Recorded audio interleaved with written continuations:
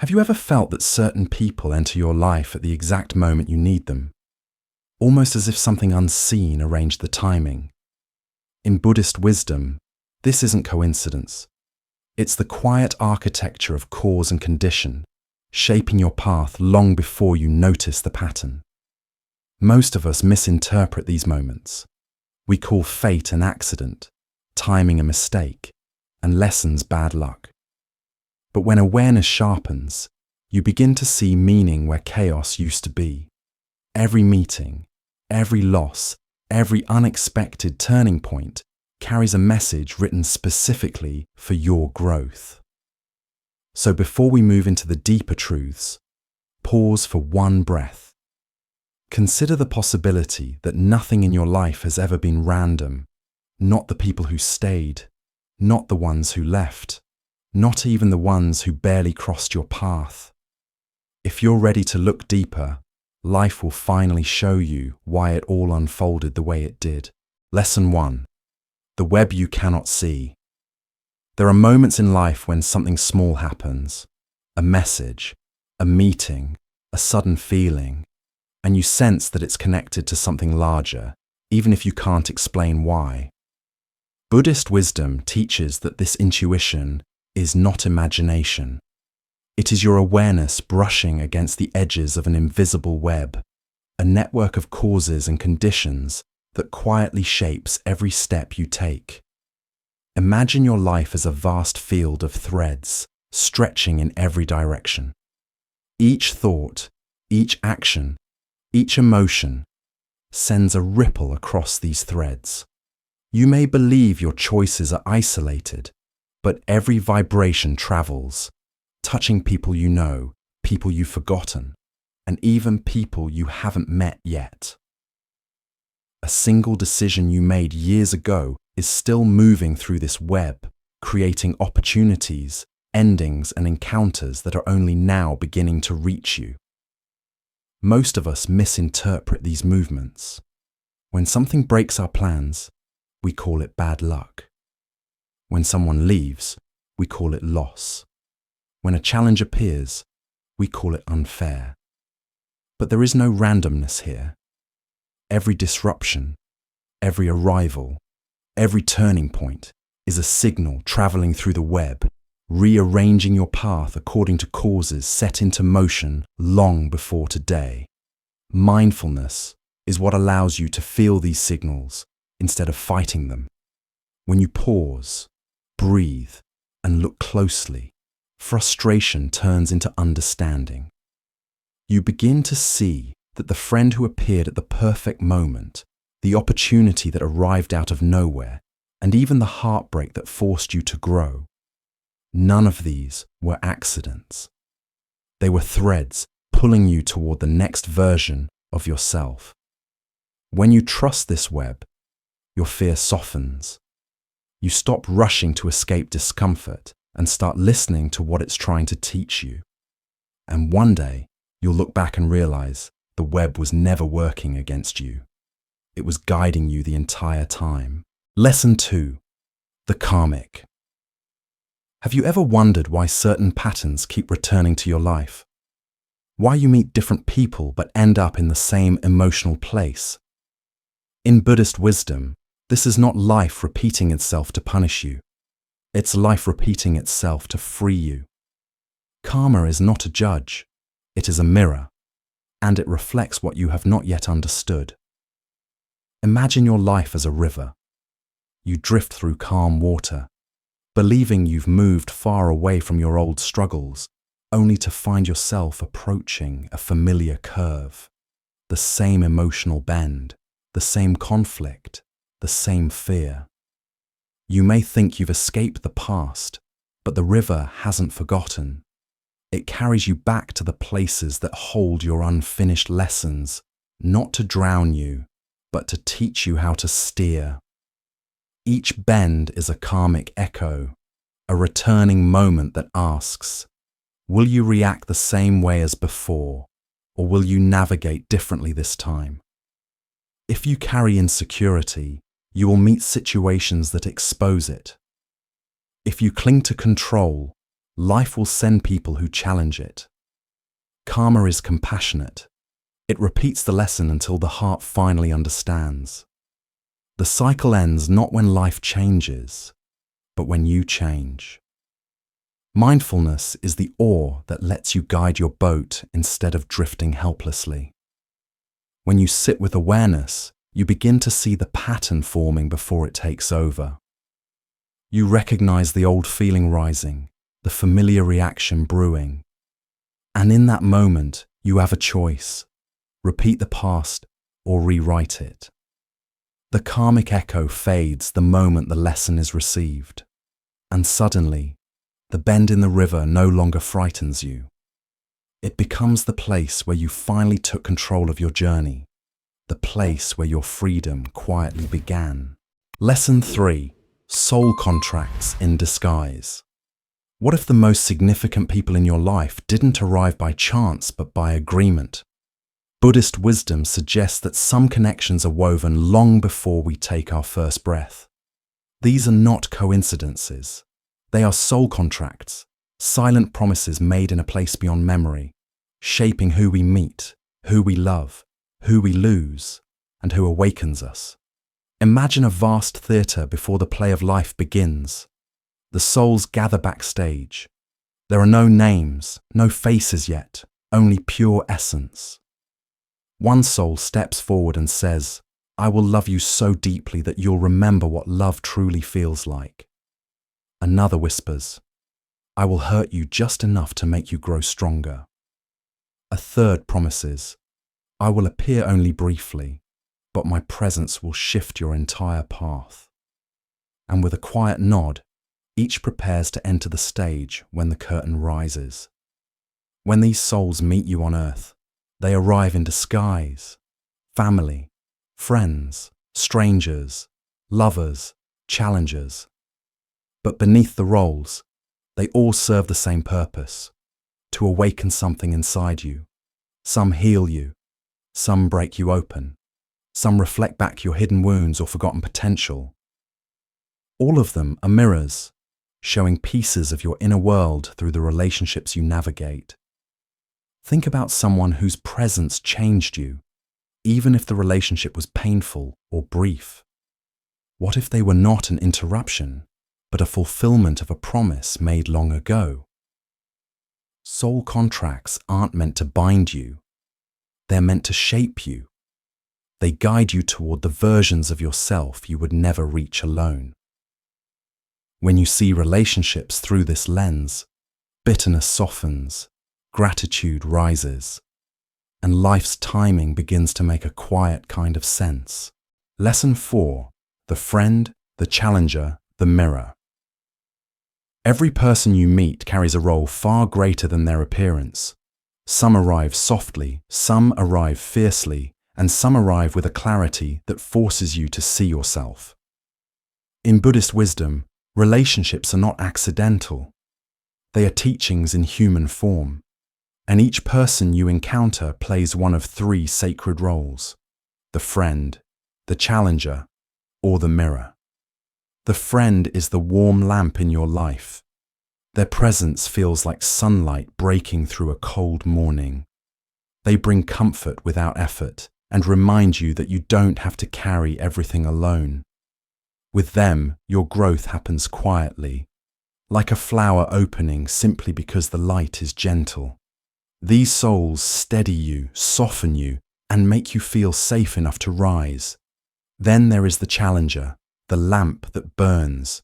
They frustrate you, confront you, or expose the patterns you've avoided seeing. Their heat is uncomfortable, but it has purpose. Without their fire, you would remain unchanged. They burn away illusions, spark strength, and awaken courage you forgot you had. These souls are not villains. They are catalysts. And finally, the mirror, the lamp that reveals. They shine a clear light on the shadows you did not know you carried. Sometimes you see your kindness reflected in them. Other times, you see traits you wish you didn't recognize. Their role is not to judge, but to illuminate. Through them, you discover what still needs healing, or what is ready to grow. What makes these roles powerful is that they shift. A friend can become a challenger. A challenger can become your clearest mirror. The same person can warm you, burn you, and reveal you, depending on the lesson you're ready for. When you understand these roles, resentment fades.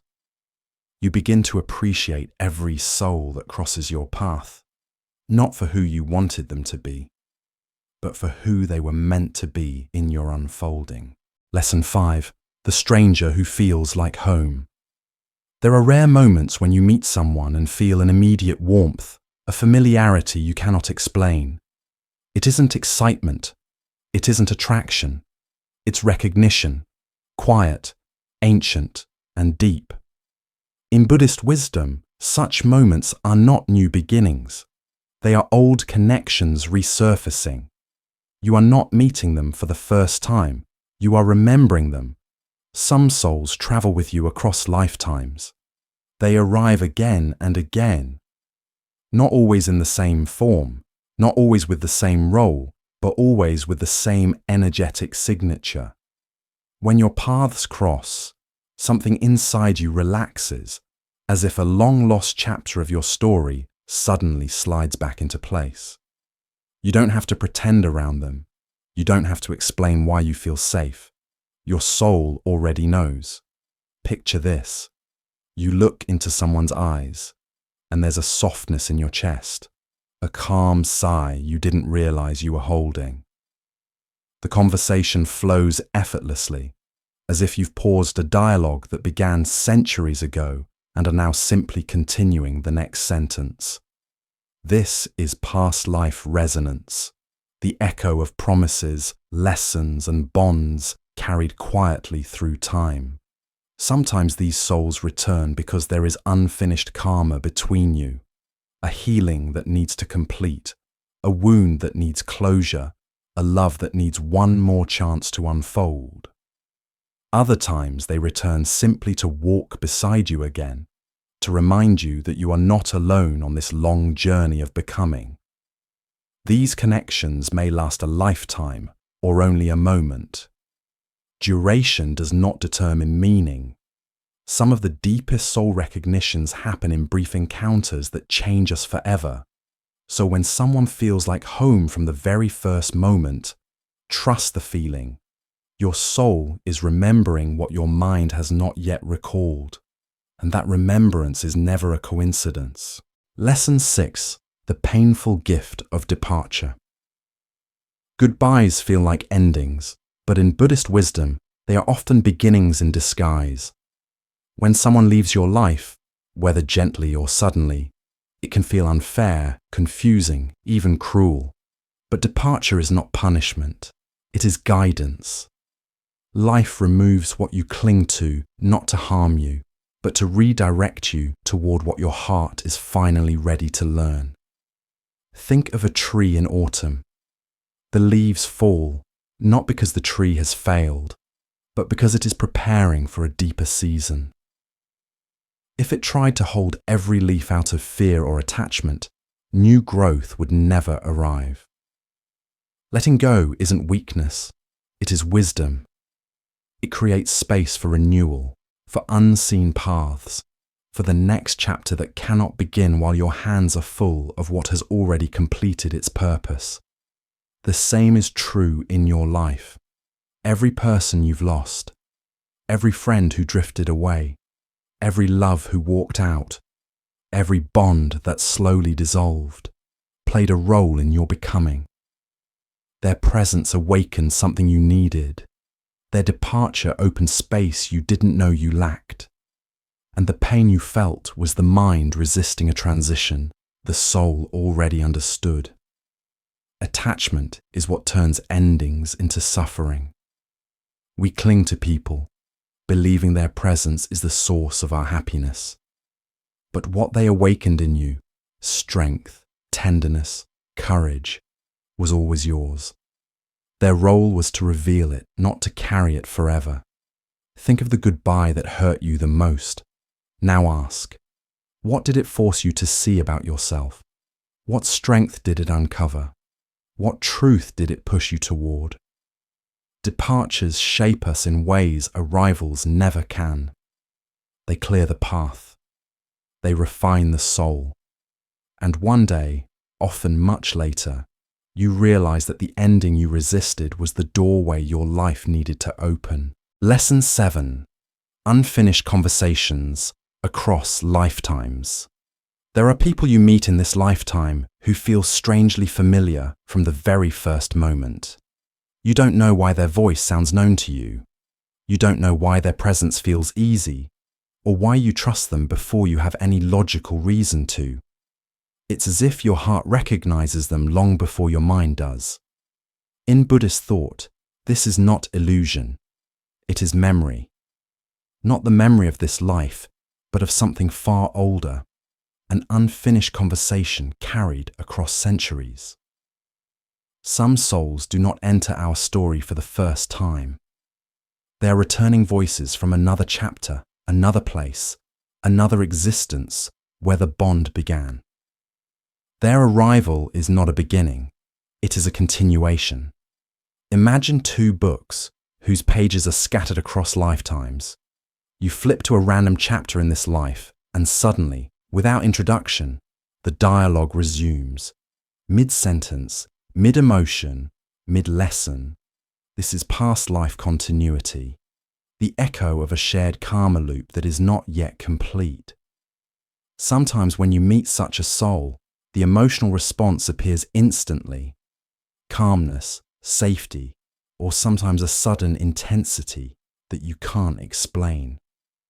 These reactions are not accidents. They are residues of a connection that once shaped you. You may not remember the story, but your soul remembers the energy. It remembers the unfinished work, the unresolved tension, the love that didn't get to ripen, or the lesson that didn't reach its final breath. These returning souls are not always meant to stay forever. Some enter briefly just to close a loop left open long ago. Others remain longer, helping you walk further down a path you began before either of you had a name. When you understand this, you stop demanding permanence from everyone who feels significant.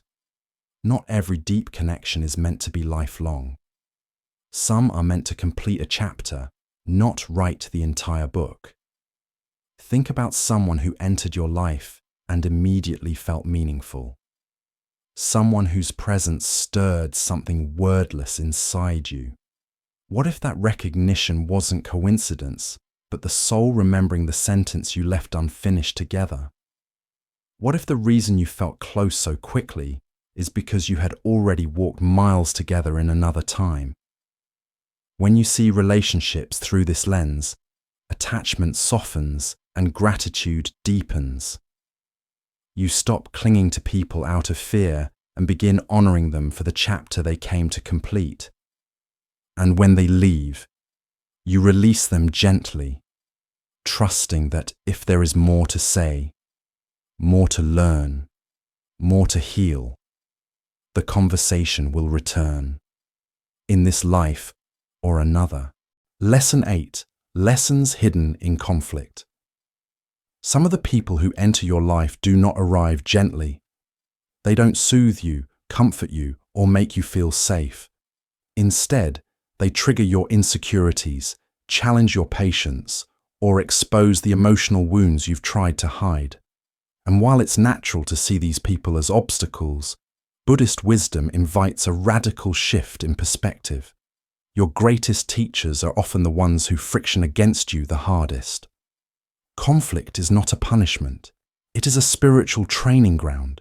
It sharpens you in ways comfort never could. Imagine a wet stone. At first glance, it seems harsh, unyielding. But when a blade is pressed against it, the friction doesn't destroy the blade. It sharpens it. The edge becomes more precise, more capable, more aware. In the same way, the people who challenge you are not always there to break you. Many are there to refine you. Think about the moments when someone pushed your buttons, confronted your weaknesses, or challenged your beliefs. Those moments felt uncomfortable because they pressed against your ego, the part of you that wants to be right, understood, seen as flawless. But conflict reveals where the ego is still holding too tightly. If you look closely, every argument, every disagreement, every emotional sting points to something within you asking to be healed. This is why Buddhist sages say, your enemy is your fastest teacher. Not because enemies are good, but because they activate parts of you that peaceful moments cannot reach. A calm day can't show you your impatience. A gentle person can't expose your pride. A quiet environment cannot reveal your reactivity. It is adversity that holds the mirror closest to your face. Conflict also teaches patience, not the thin, forced patience of biting your tongue, but the deeper patience of staying present without collapsing into fear or exploding into anger. It teaches humility, the understanding that not every battle needs to be won, and not every opinion needs to be defended. And it teaches compassion, recognizing that others act from their own wounds, just as you sometimes act from yours. Think for a moment. Who has shaped you the most? Was it someone who agreed with everything you said? Or someone who forced you to grow, questioned your assumptions, or held a mirror to the parts you avoided? When you see conflict with this awareness, bitterness fades.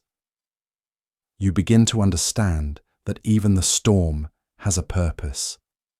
It is the storm that teaches the tree to stand unshaken.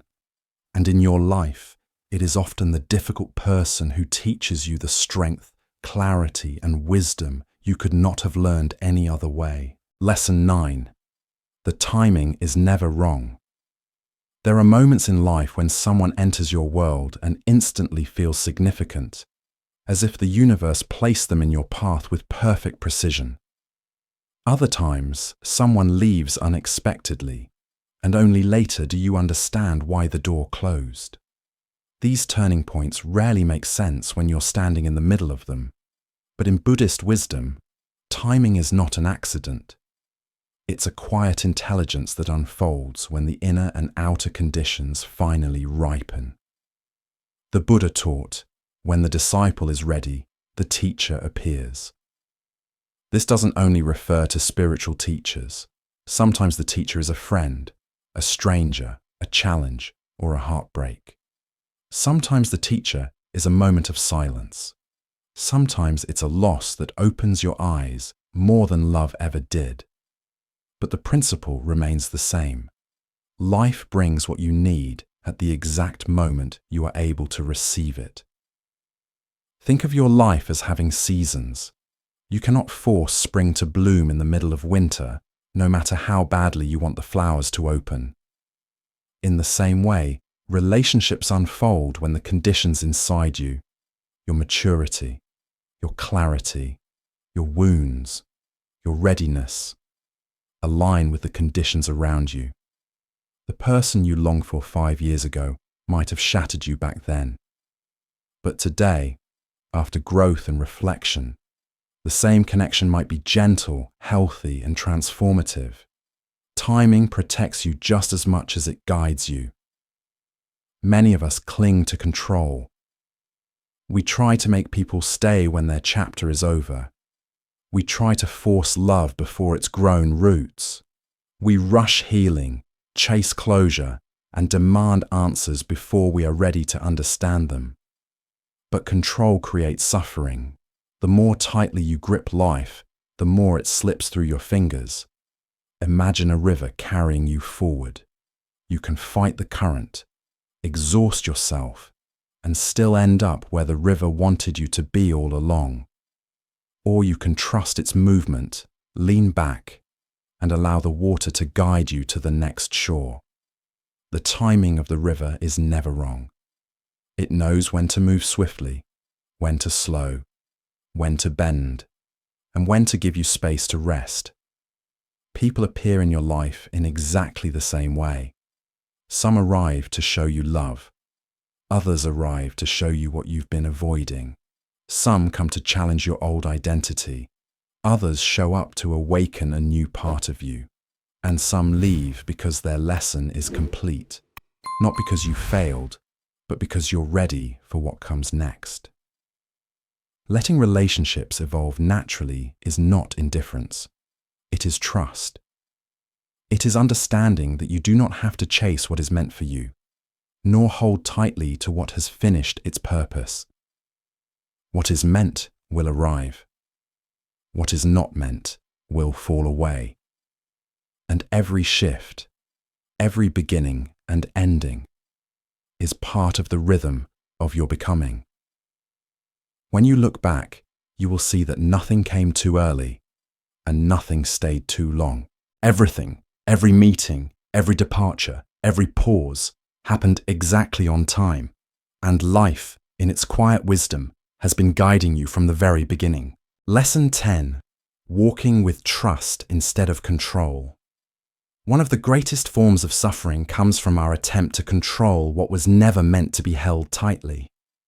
We try to shape people into who we want them to be. We push relationships to grow at the pace we desire. We cling to moments, fearing they will slip away. We rewrite conversations in our heads, searching for the perfect words to make everything turn out exactly how we imagine. And yet, the more we tighten our grip, the more life quietly pulls away. Buddhist wisdom teaches that peace begins not in controlling life, but in trusting its natural rhythm. Relationships, like rivers, have their own flow, sometimes gentle, sometimes wild, sometimes quiet, sometimes overflowing. When you stop trying to force the water to move the way you want, something beautiful happens. It begins to carry you exactly where you were meant to go. Control is rooted in fear. Fear of loss, fear of abandonment, fear that if you don't hold on tightly, everything meaningful will slip away. But trust, true trust, is rooted in freedom. It is the understanding that what is meant for you will not need to be chased, convinced, or manipulated to stay. It will stay because the conditions support it, because the connection is real, and because both souls are ready for the journey. Imagine holding a bird in your hands. If you squeeze too hard, you harm it. If you hold with gentleness, it may stay on its own, resting in the safety you offer. Trust works the same way. When you hold people lightly, you give them room to breathe, grow, and choose you freely. Not out of fear, but out of alignment. Allowing, rather than forcing, doesn't mean you become passive. It means you recognize that relationships are co-creations, not possessions. You offer honesty, presence, kindness, and stability, but you also give the other person space to bring their own rhythm, their own timing, their own lesson into the connection. This space doesn't weaken the bond, it strengthens it, because anything that survives freedom is real. Think of the moments when someone started pulling away and you tried to hold them tighter. Did it bring them closer?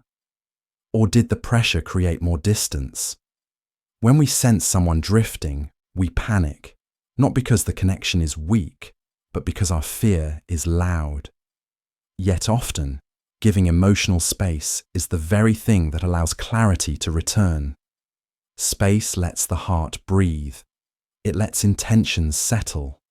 It lets the relationship find its natural balance. Connections that are constantly pushed become strained.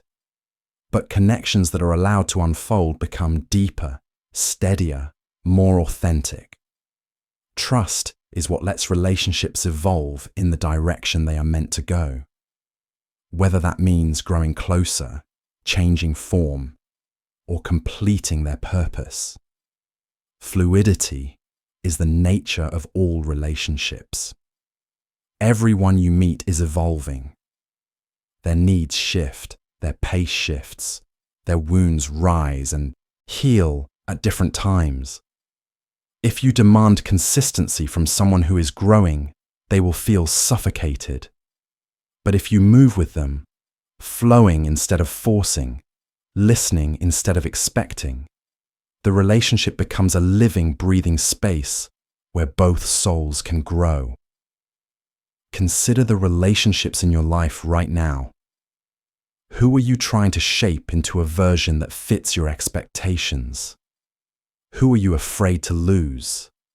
Who are you holding so tightly that the connection has become heavy instead of freeing? What would happen if you softened your grip, not as a test, not as a threat, but as an act of trust? Trust doesn't mean everyone will stay. It doesn't mean everything will unfold the way you wish.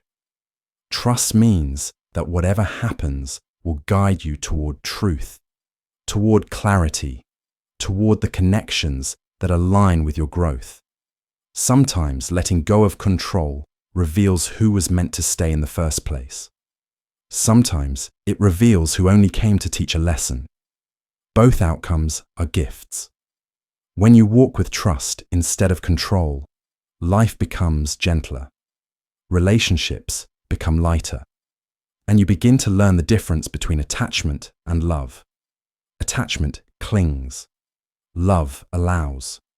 Attachment fears change. Love understands that change is natural.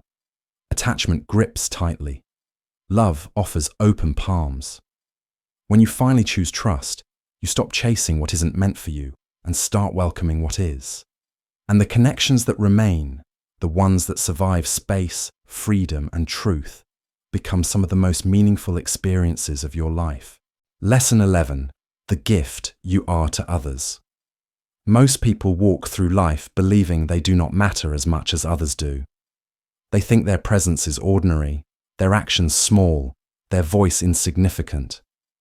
But Buddhist wisdom reminds us of a quiet truth that most never see. You might be the answer to someone else's silent prayer. You may already be the light guiding someone through their darkest season without even knowing it. You don't have to be extraordinary to touch a life. You don't have to speak loudly or perform grand gestures. Sometimes presence alone becomes medicine. Sometimes a single act of kindness, one you forgot moments after offering it, continues to echo in someone else's heart for years. Imagine a lantern in the dark. The lantern doesn't choose who finds it. It doesn't shine more brightly for some and hide its light from others. It simply burns. It simply exists.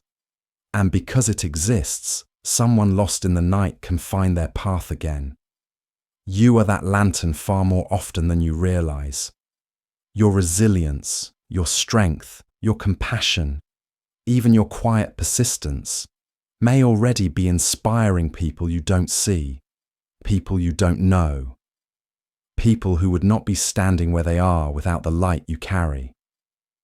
Think of the moments when someone's calm presence made your chaos feel manageable, or when a small gesture, a smile, a reassuring word, a gentle silence helped you breathe again.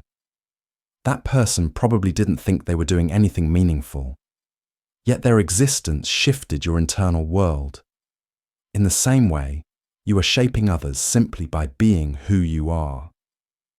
Maybe a younger sibling watches how you face setbacks and thinks, if they can keep going, so can I. Maybe a friend draws strength from your honesty, your boundaries, your softness. Maybe a stranger saw you carry yourself through pain with quiet dignity and realized they could survive their own hardship too. Maybe someone you barely remember still carries a kind word you offered on a day they were falling apart inside. This is the unseen web of interconnectedness that Buddhism teaches, a tapestry where every action ripples beyond your awareness. The world is full of invisible stories you are a part of, even without knowing it. You do not need to know the impact you make in order for the impact to be real. You do not need to see the people you are helping for the help to exist.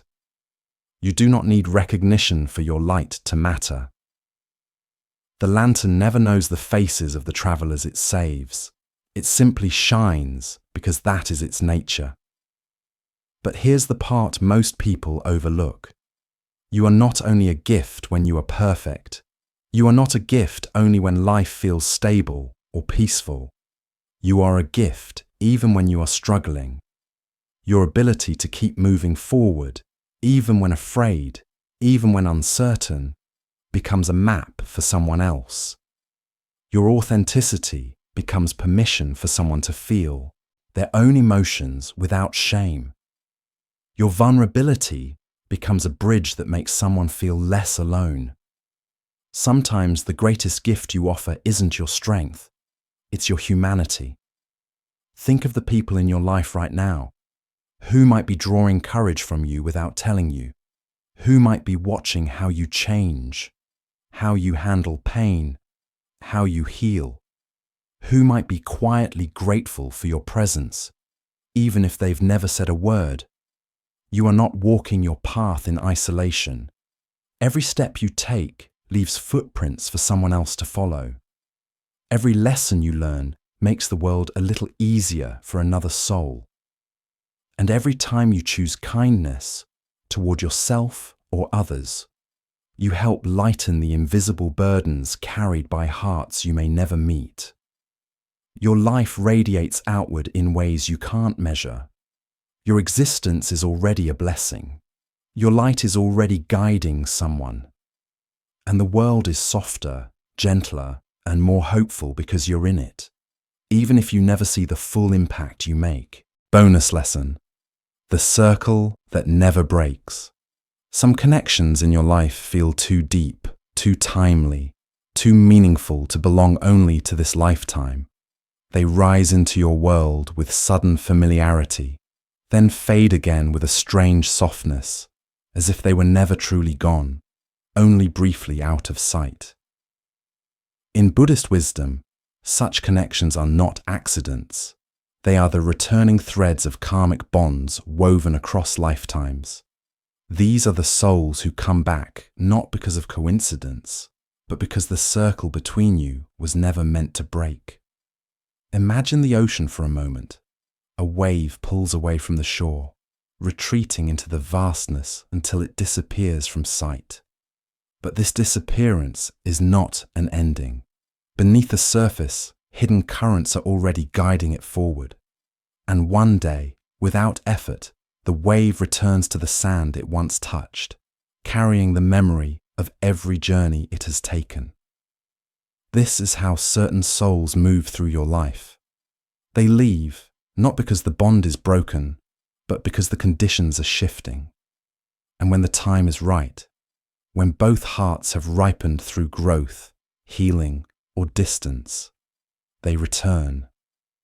Not as they were before, but as the next version of themselves. Some people you meet in this life have walked beside you many times before. Sometimes as friends, sometimes as family, sometimes as loves, sometimes as teachers. Their presence feels familiar because your souls have stood together on the shore of many lifetimes. Even when they drift away, something inside you knows they are not lost, only traveling through another season. Their absence is a pause, not a conclusion. And when reunion happens, whether in this lifetime or another, it feels effortless, natural, as if no time has passed at all. Conversations continue mid-sentence. Emotions rise with old warmth. Recognition happens before memory. This is the circle at work, carrying you back to the souls who remain part of your spiritual evolution. So instead of clinging when someone leaves, trust the rhythm. Trust the tide. Trust the ancient truth that nothing meaningful is ever lost. The connections written into your soul do not fade with distance or time. They simply wait for the moment when both hearts are ready to meet again. In the endless circle, every goodbye is only a curve in the path, and every soul you are meant to find will always return in this life or the next. Final summary and reflection. As we come to the end of this journey, step back for a moment and look at the threads we've explored. Each lesson, each story, each metaphor has been pointing toward a single truth. Nothing in your life is random. Not the people who arrived gently, not the ones who challenged you, and not the ones whose departure left you learning how to breathe again. Every encounter is shaped by causes planted long before you can see the results. Every moment is a ripple in a larger pattern quietly unfolding. You've learned that life is an invisible web of connection, vibrating with your choices, your emotions, your intentions. That karmic echoes return not to punish you, but to guide you toward clarity. That some souls walk with you across lifetimes, picking up conversations that began centuries ago. That the friend warms, the challenger sharpens, and the mirror reveals. That some strangers feel like home because your souls have met before. And that every goodbye carries its own hidden gift, preparing your heart for the next chapter of its becoming. You've seen that conflict can be a teacher, timing can be a doorway, and trust can turn chaos into calm. You've remembered that you are a lantern in someone's night, even if you never see the ones who walk by your light. And finally, you've learned that true connections never end. They simply pause, circle back, and meet you again when the moment is right. All of these lessons point to one quiet truth. Life unfolds with purpose. The timing, the people, the beginnings, the endings, all part of a design bigger than your current view. So walk gently. Trust the rhythm. Stop fighting what leaves and stop fearing what arrives. Every thread in your life is carrying you toward the person you are meant to become. And the more you trust that design, the more peaceful each step begins to feel. If this journey touched you, support the message. Like the video, share it with someone who needs these words. Leave your thoughts in the comments and subscribe for more Buddhist insights. Your presence here matters more than you know,